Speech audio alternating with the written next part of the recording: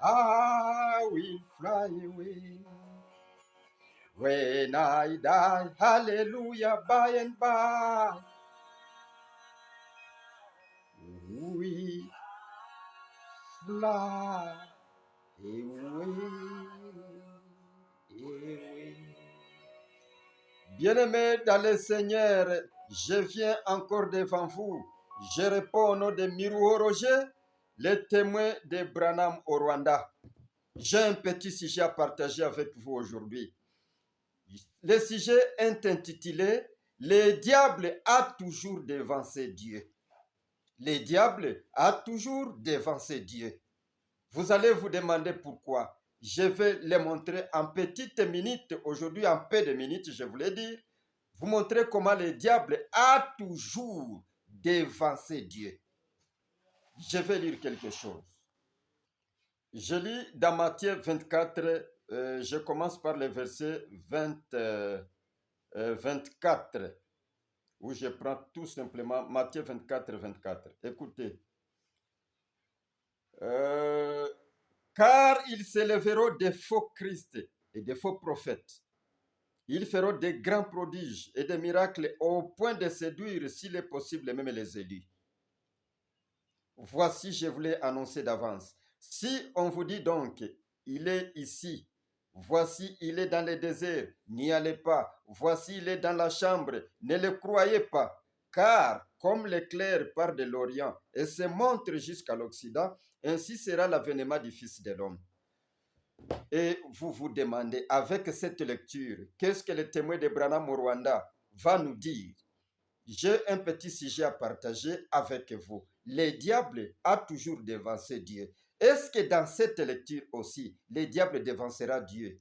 Oui, parce qu'il a toujours devancé Dieu. À chaque fois que Dieu entreprend une entreprise, le diable, lui, connaissant que c'est l'entreprise de Dieu qui doit glorifier Dieu, il s'y imprègne, il s'y introduit pour détourner l'adoration à lui.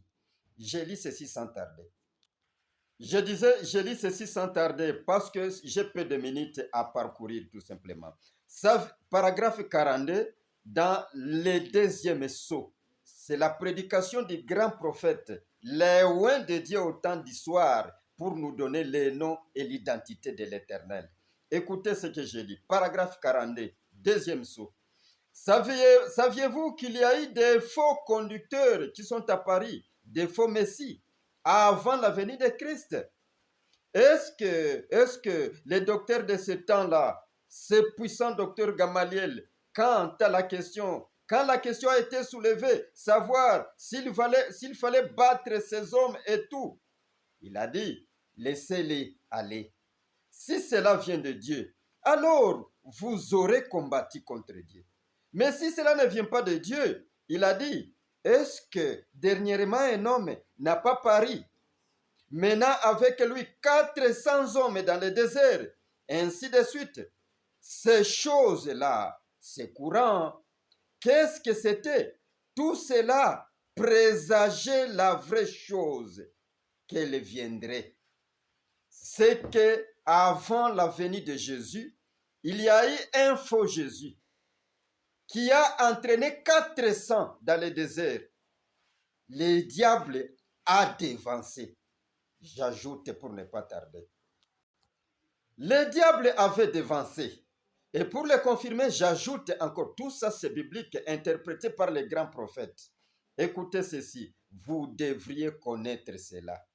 Et si vous voulez beaucoup d'enseignements corollaires ou ad hoc à ces enseignements, parcourez la chaîne YouTube, ma chaîne, Branham Tabernacle au Rwanda. Vous verrez des choses, des enseignements qui vous aideront à révolutionner, qui amèneront votre âme à connaître ce que Dieu a fait au temps de la fin. Écoutez le paragraphe 23 de « Messieurs, nous voudrions voir Jésus ». Prêchez quand? Je vais vérifier ici. Prêché le 4 mars 1964, je prends le paragraphe 23. Qui était cet homme qui avait entraîné 400 prophètes, 400 disciples? Il est venu au nom de Jésus. Écoutez. Or, il y a eu beaucoup de faux messies qui s'étaient élevés. Nous savons qu'il y en avait même un qui s'appelait Jésus. avant la venue du vrai Jésus. Avant la présence, c'est-à-dire avant que le vrai Jésus se présente. Juste quand il était en train de se préparer pour se présenter, quand Dieu allait descendre dans son tabernacle terrestre, il y a eu un faux Jésus. Et nous savons qu'il y a eu un qui s'appelait Jésus, qui s'était élevé juste avant les ouins, juste avant les ouins, les Messies. C'était les ouins, qui veut dire le Christ. Et un homme ouin du Saint-Esprit, la plénitude de Dieu, c'était le Messie. Dieu dans un homme. L'homme et Dieu sont devenus un quand Dieu est entré dans un homme. Avant qu'il entre dans un homme qu'on appelait Jésus, il y a eu un faux Jésus. Il y a eu un faux Jésus parce que c'était déjà connu qu'il y a un monsieur, qu'il y a un ouin qu'on appelle Jésus sur la terre qui n'est pas encore entré en activité. Le diable a anticipé. Le diable anticipa l'affaire. Il voulait s'accaparer l'adoration parce qu'il savait que les gens adoreraient dans le nom Jésus. Un faux Jésus s'était présenté. Par quelle initiative? Par l'initiative satanique. Je vais vous confier un petit secret. Un secret que les dénominationnels ne vous disent pas. Remarquez Balaam quand il était dans le désert. Il a établi cet autel. Moïse a établi cet autel. Et Branham, le révélateur, nous dit que cela présageait, préfigurait la venue du Messie au temps de la fin. Maintenant, le diable connaissant qu'au temps de la fin, il y aura un prophète qui ramènera Jésus sur la terre, un prophète qui présentera Jésus, un prophète à travers lequel Jésus doit se révéler. Le diable a anticipé encore, parce qu'il savait que l'adoration au temps de la fin, qui nous introduit vers l'éternité, sera une adoration dans les sept. Le diable a anticipé. Écoutez, je ne vais pas prendre beaucoup de temps. Vous allez vous demander, mais comment? Nous savons que nous adorons dans le nom de Jésus, un nom à 5 lettres. Mais oui, Jésus a changé de nom.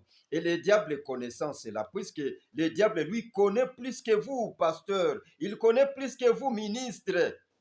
Et je vais vous donner l'exemple, l'exemple à l'époque de Jésus. Le diable savait que le Fils de Dieu est sur la terre. Et ils lui ont dit, Fils de Dieu, tu es venu nous troubler avant le temps. Et pourtant, les pharisiens, les scribes, les gens de cette époque-là, ils disaient que c'est un Belzéboul. Pendant que le Belzéboul l'appelle fils de Dieu. Il connaît la situation, les plans de Dieu. Mais il ne connaît pas comment se déroulera ces plans-là. Maintenant, aujourd'hui, au temps de la fin, Jésus est venu pour nous révéler son nom. Le diable a vu un prophète. Parce que cela ne devrait venir que par un prophète. Il a dit alors, c'est la réalisation du projet de Dieu. Je dois encore dévancer. Écoutez ce qu'il a fait. Bien-aimé, je prends l'Apocalypse chapitre 5, première partie. Je vous dis, je n'entre pas en détail parce que je cours aux minutes. Je vais faire peu de minutes pour vous faire comprendre quelque chose. Et vous aurez l'occasion de démolir ce que les faux prophètes ont introduit en toi. Parce que c'est sur l'ordre d'un ingénieur. L'ingénieur nous a demandé de démolir les hôtels de Dagon, les hôtels de Baal. Et c'est ce que nous sommes en train de faire ici. Écoutez, je prends le paragraphe 24, première partie, Apocalypse chapitre 5, communément appelé les serpents écrasés. Les serpents écrasés. Écoutez. Et s'il y a eu une chose, j'ai toujours voulu être, et que dans mon cœur, je désire être, c'est d'être un véritable serviteur de Jésus-Christ. Qui dit ça? C'est prophète que vous voyez ici, qui a l'onction sur la tête, qui montre que c'est le lieu où Dieu est assis et a pris le micro pour parler à ses élus, pour leur donner son identité. Écoutez, je désire être un vrai serviteur. Je veux que mon témoignage soit pur, clair et net, en ce sens que j'ai tenu ferme et que malgré toutes mes erreurs, je l'ai aimé de tout mon cœur et je l'ai fait ce matin de tout mon cœur. Il dit le grand prophète. Je descends. Et à cause de cela, je suis dans l'obligation de dire que je quitte le ministère. Ah, Branham, tu quittes le ministère, pourquoi? Écoutez la suite. Je quitte le ministère, étant donné que quelque chose s'est élevé parmi les gens. Quelque chose s'est élevé parmi les gens qui m'amène à le faire. C'est-à-dire qu'on m'a sorti de mon rang de ministre. On m'a sorti de mon rang de ministre ou de frère et on m'appelle Jésus-Christ. Ah, c'est grave. Et donc, on m'appelle. Cela ferait de moi un antéchrist. On m'a sorti de mon rang de ministre pour m'appeler Jésus-Christ. Cela ferait de moi un antéchrist. Et je préférerais rencontrer Dieu comme un lâche plutôt que de le rencontrer comme un antéchrist qui prendrait sa place. Bien-aimés, avez-vous déjà songé à ce verset ici, à ces citations, à ces déclarations de Branham? Vous comprendrez pourquoi il a déclaré ça aujourd'hui. Consultez la chaîne YouTube Branham Tabernacle à Kigali, au Rwanda, et vous verrez cette figure qui vous parle. Écoutez, je prends le paragraphe 28. Si vous avez compris ce qui a attristé ces grands prophètes ici, cet homme pour qui je parle aujourd'hui, ou de qui je parle, ce qui l'a attristé, c'est quoi? Écoutez, les gens l'ont enlevé, c'est-à-dire l'ont fait quitter du ministère d'un évangéliste, du ministère d'un serviteur de Dieu pour l'appeler Jésus-Christ. Écoutez ce qu'il continue à dire au paragraphe 28. J'en ai encore entendu parler quelquefois, mais ce n'était pas de cette ampleur. Je l'ai entendu encore quelquefois, mais ce n'était pas de cette ampleur. Et si vous parcourez cette prédication ici, ce verset, vous comprendrez convenablement. Moi, je suis en train de parcourir à des minutes. J'en ai encore entendu parler quelquefois, mais ce n'était pas de cette ampleur. Mais l'autre jour au Canada, un frère m'a montré une inscription sur une petite fiche qu'il avait dans sa poche qui disait « William Branham est notre Seigneur ». Et il baptisait au nom de William Branham. Un petit, un précieux, si c'était un ennemi, si c'était mon ennemi, j'aurais su que c'était une blague. Mais un précieux frère bien-aimé est venu me confesser ses péchés et ses torts et me faire sa profession des fois parce qu'il croit que je suis Jésus-Christ. N'est-ce pas ça ce que vous appelez serpent écrasé? Je cite serpent écrasé. Écoutez, je descends, je prends les paragraphes si tu es en train de comprendre. Tu pourras lire aussi et comprendre. Je prends le paragraphe 31. Écoutez l'ampleur de la chose qui a fait que les ministres de Dieu, les prophètes de Dieu, ouins par la colonne de feu, par l'onction imminente, le tabernacle de Dieu quittent le ministère. Écoutez, il n'y a pas longtemps, paragraphe 31, il n'y a pas longtemps, je me suis approché du Seigneur. Quand j'avais entendu cela pour la première fois, il y a environ 1 an, quand il a entendu quoi? Qu'il y a des gens qui baptisent en son nom. Qu'il y a des gens qui baptisent en son nom. Il a entendu cela pour la première fois il y a environ 1 an. Je me suis donc approché du Seigneur et il m'a donné les passages de l'Écriture où Jean avait pari, où s'était mis à prêcher et qui n'avait pas eu de prophète sur la terre depuis bien des années. Au point que ils étaient tous stupéfaits dans leur cœur, pensant que Jean était peut-être le Messie. Voilà. Pensant que Jean était peut-être le Messie. Et quand Jean, ils sont allés et lui demandaient, il a dit qu'il ne l'était pas. Vous pouvez lire cela dans Luc chapitre 3, verset 15. Ainsi donc, mais ça, c'est en quelque sorte calmé. Ça, c'est en quelque sorte calmé. C'était calmé. Et j'ai donc laissé tomber. Quand j'ai trouvé que c'était calmé, j'ai donc laissé tomber. Je descends, je prends le paragraphe 34. Écoutez 34. Ainsi donc, environ, je suis venu, après avoir terminé les réunions au Canada, j'ai découvert que tout au nord, parmi les Esquimaux et les Indiens qui habitaient là-haut, cette chose s'était glissée parmi eux. Quelle chose? La doctrine des baptisés au nom de William Branham. Un seul homme, un homme de Dieu, un prophète Malachie 4, un homme en qui Dieu va révéler son plan. Le diable détourne l'adoration parce qu'il connaît les secrets. Il connaît ce qui va se passer à travers le ministère de cet homme ici. Qu'est-ce que Dieu va faire à l'humanité? Un seul homme. Ils ont pris son nom et ils ont commencé à baptiser les gens. C'est-à-dire, le baptême et l'adoration vont de pair. Je descends. Je prends le paragraphe 39. Qu'est-ce qui va s'en suivre, bien-aimé? Je vous dis, je cours à 2 minutes. Un seul homme, son nom est pris dans l'adoration. Et pourtant, ce n'est pas le nom de Dieu. Écoutez, j'ajoute le paragraphe 39. Il y a quelques soirs, en guise de confirmation, j'ai eu une visitation du Seigneur. J'ai vu des gens précieux dorloter un serpent.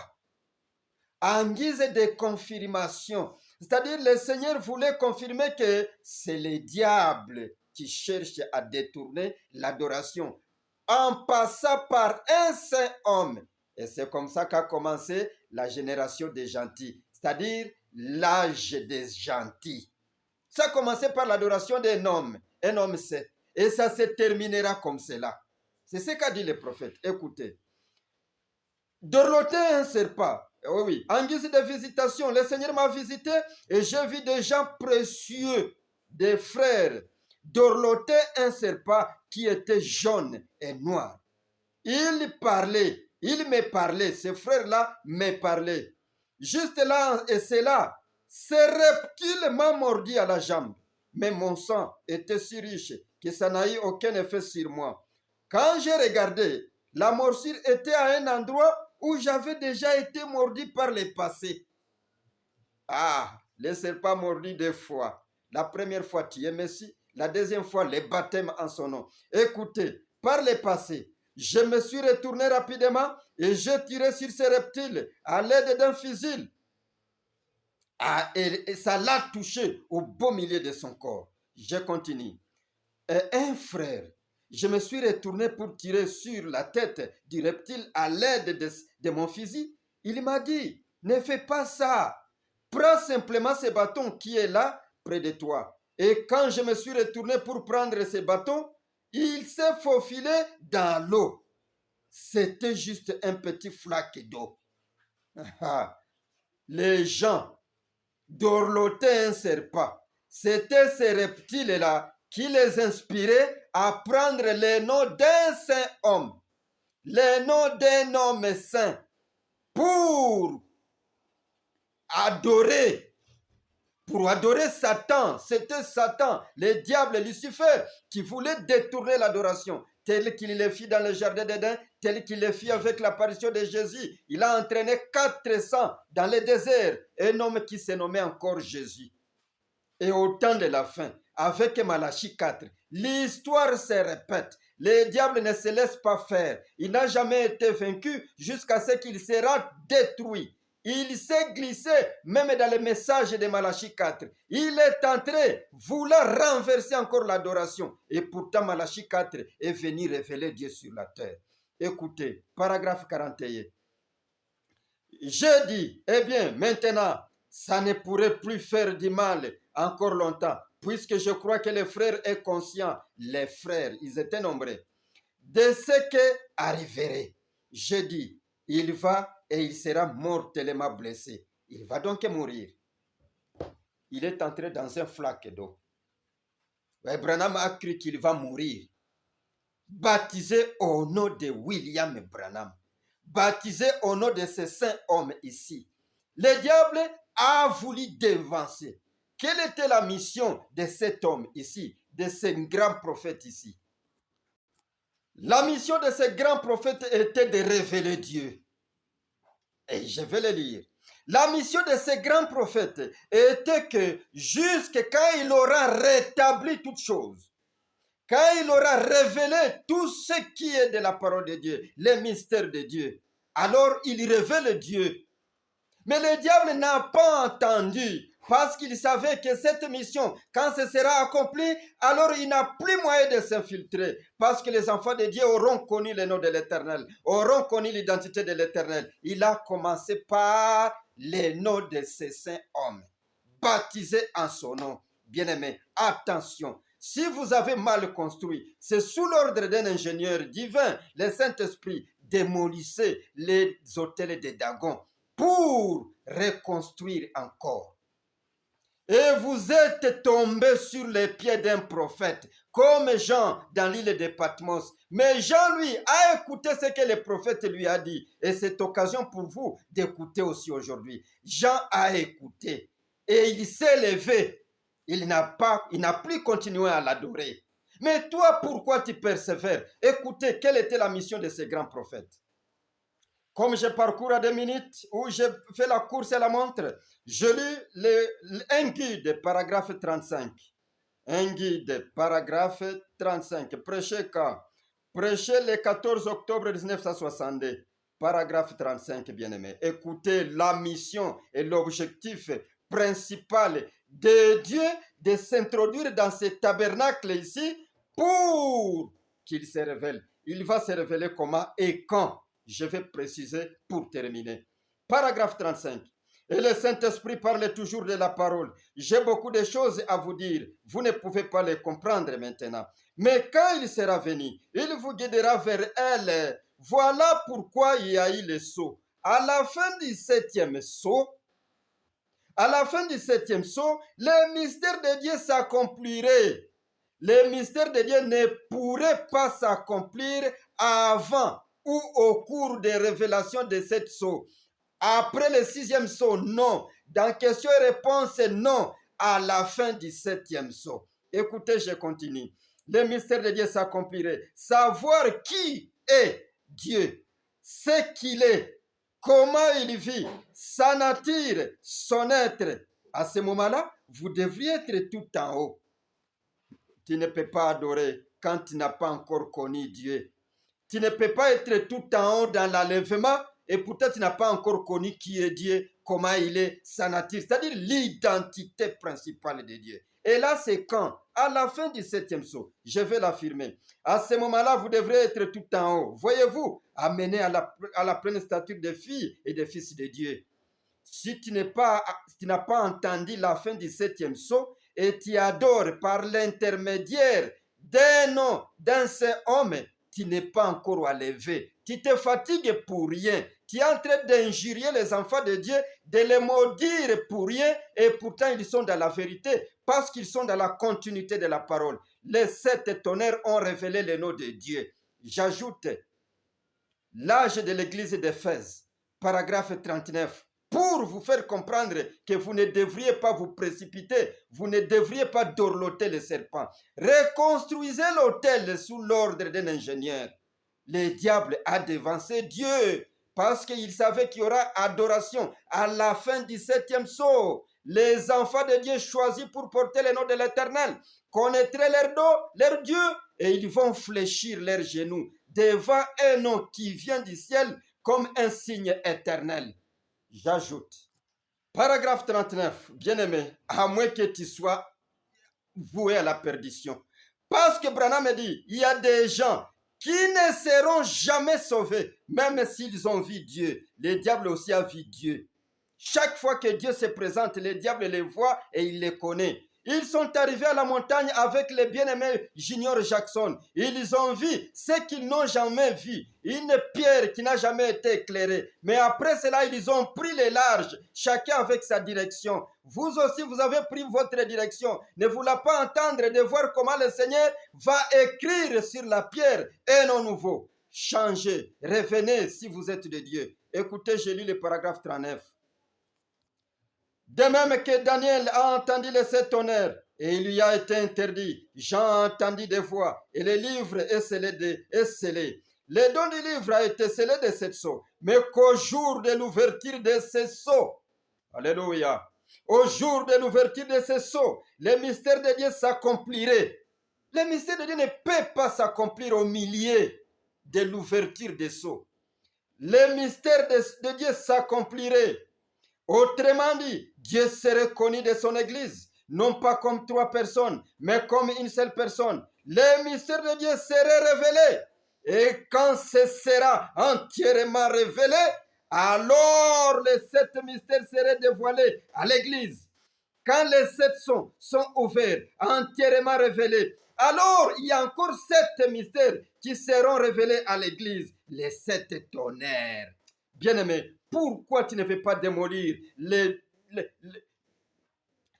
traces du démon, les traces, l'adoration satanique? Écoutez, parce qu'à ce moment-là, l'Église vivra sous l'inspiration du Saint-Esprit et il se mouvra à l'intérieur et à l'extérieur et montrera par des signes qu'il est vivant et qu'il est parmi nous et qu'il est vivant parmi nous. Et nous adorerons alors le Christ vivant parmi nous.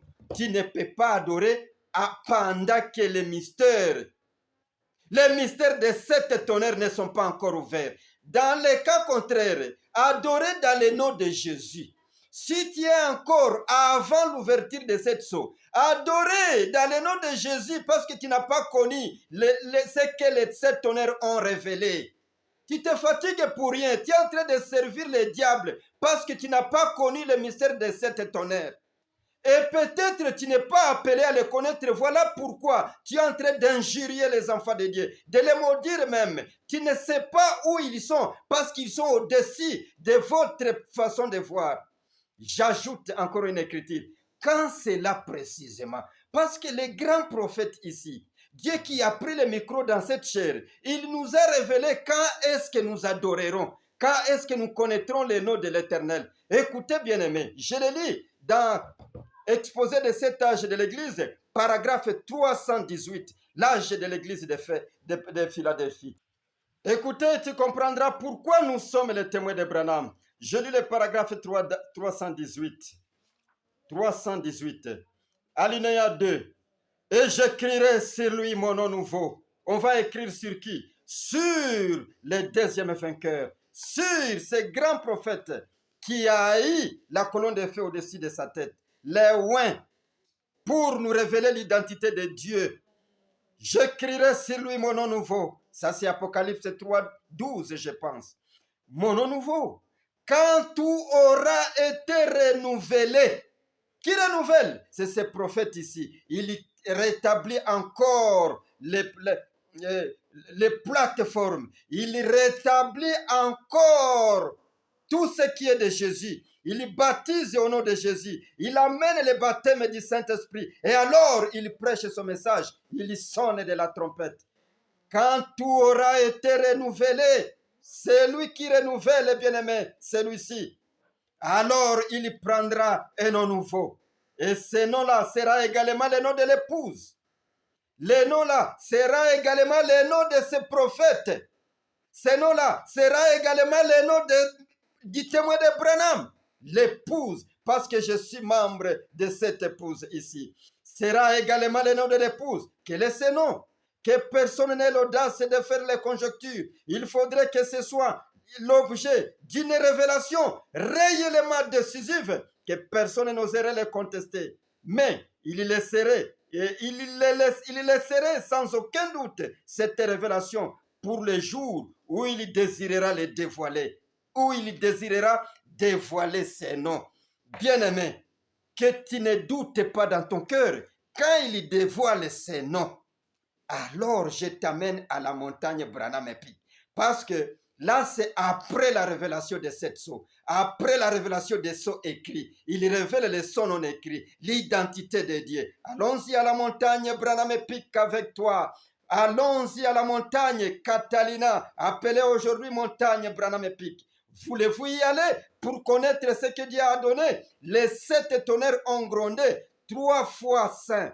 Parce que Branham les a vus gronder. Il les a vus se déployer pour montrer autre chose. qui va vous révéler c'est autre chose. C'est Branham, les prophètes, l'homme en qui tout doit passer pour vous atteindre, parce que vous êtes les membres de ce corps de Christ ici. Écoutez, comme je n'ai pas le temps, je devrais commencer par le paragraphe 139, de se tenir à la brèche, prêcher le 23 juillet 1963, après l'ouverture de cette sceau. Dieu s'était révélé. Mais avant ça, le diable a précipité l'affaire. Avant ça, le diable a pris l'affaire à la main, dans sa main, pour détourner l'adoration. Et vous êtes dans cette adoration satanique aujourd'hui, croyant que vous irez au ciel. Un idolâtre qui n'y entrera pas, même si tu maudis les témoins de Branham, même si tu fais tout, tu ne veux pas qu'on te parle de cela, tu te fais méchant,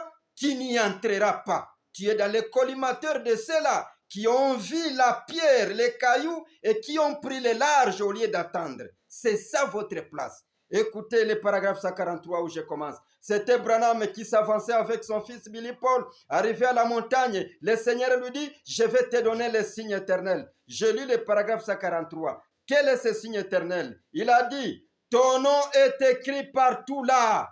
Alléluia. Ton nom est écrit partout là. Et je me suis dit, qu'est-ce que c'est? Je suis devenu très faible et j'ai voulu m'arrêter. Billy s'est redressé et a dit, qu'est-ce qui vous prend? J'ai mis les mains comme ça, de ma main coulée de la transpiration. Écoutez, je prends ça 48. Je me suis arrêté et j'ai regardé vers le haut de la montagne. Quelle montagne? Sur laquelle est écrit son nom, le nom du prophète, le nom de l'homme à travers lequel Dieu écrira les noms pour que ça nous atteigne, à travers lesquels les noms passera pour que ça atteigne le peuple de Dieu qui doit porter son nom. Je me suis arrêté et j'ai regardé vers le haut de la montagne. Je n'ai vu que cette bosse. Maintenant, regardez, si vous voulez comprendre quelque chose, il y avait cette pique au sommet d'une montagne, une montagne qui s'étendait de plusieurs kilomètres. La dernière montagne avant que vous entriez dans l'autre région. Il n'y a plus de montagnes après ça. Ce massif montagneux s'étendait de l'est à l'ouest. Il était recouvert de neige au sommet. As-tu déjà vu une montagne qui s'étend de l'est à l'ouest? C'est ces prophètes qui nous parlent de l'est à l'ouest. Mais après ces prophètes, il n'y aura plus un autre prophète. Voilà pourquoi il lui donne le nom éternel et vous entrez dans l'éternité, vous ne trouverez plus de prophètes. Là, vous adorerez en esprit et en vérité. Là, vous parlerez au Saint-Esprit qui est en vous. Là, il n'y aura plus d'hommes. Il n'y aura plus de prophètes là. Écoutez, je prends le paragraphe 158. 150 par exemple, précisément. Il a dit, combien y a-t-il de pics? C'est 7, hein? Mais ici, Branham, il répond aussi, il y en a 7. Combien y a-t-il de lettres dans ton nom? Le nom est écrit où? Sur la montagne. Ton nom est écrit partout là. Branham reprend. Branham va lire les noms qu'on écrit sur lui, parce que c'est lui la montagne. Il dit quoi? B-R-A-N-H-A-M, M-A-R-R-I-O-N, B-R-A-N-H-A-M. Parce qu'il devrait épeler, il devrait déterminer selon les coups de cette tonnerre. Il les a vus se déployer en 3. Alors il épelle, bien-aimé. Bien-aimé, il a dit après avoir épelé. Il dit quoi ici? Il a dit, ça va rester. Si jamais il y a un doute dans ton esprit, souviens-toi de cet endroit et reviens ici. Si tu as des doutes, souviens-toi de cet endroit et reviens-y à Branham pour lui demander. Voilà les noms de l'adoration. Voilà comment le diable s'est précipité pour prendre l'affaire à main et détourner l'adoration à lui en utilisant les noms d'un homme saint. C'est comme ça que la génération des nations a commencé. L'âge des nations a commencé par l'adoration d'un homme. Et ça se terminera par l'adoration d'un homme. Un homme saint. Et pourtant, cet homme-là plutôt, n'est pas dans l'affaire. Écoutez, le diable voulant détourner l'adoration, il a pris le nom William Branham pour l'amener dans l'adoration et les gens persistent encore en cela aujourd'hui. Ils pensent adorer Dieu et pourtant ils sont séduits. Jean aussi dans l'île de Patmos a été séduit comme cela. Mais lui a écouté du moins. Au moins lui a écouté ce que les prophètes qui lui montraient des choses lui avaient dit. Il lui avait dit quoi? Jean, lève-toi, je ne suis pas Jésus. Je ne suis pas Dieu. Mais je suis l'un de tes compagnons qui te montre les choses qui doivent venir. Relève-toi, adore Dieu. Et Jean attendit jusqu'à ce qu'on lui montre Dieu. Et quand il a vu Dieu, à la fin du 7e saut, Jean a jubilé. Il a pris les noms révélés dans le 7 tonnerres. Branham, Marion Branham.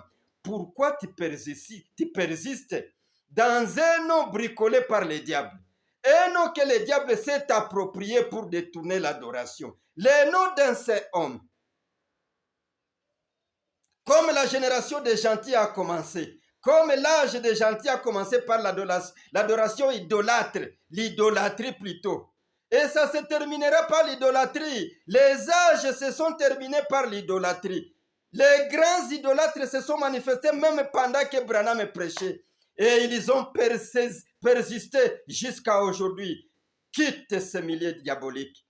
Prends le nom de l'Éternel. Parce que le nom de l'Éternel, c'est une tour. Les justes s'y réfugient et ils sont en sécurité. Ce nom est venu d'où? C'est les prophètes. Le diable connaissait que ces prophètes vont révéler le nom de l'Éternel. Le diable connaissait que c'est ces prophètes qu'on va écrire le nom de l'Éternel parce que c'est lui la montagne. Le diable savait que Dieu n'agira plus après ces prophètes. Il fallait qu'il profite.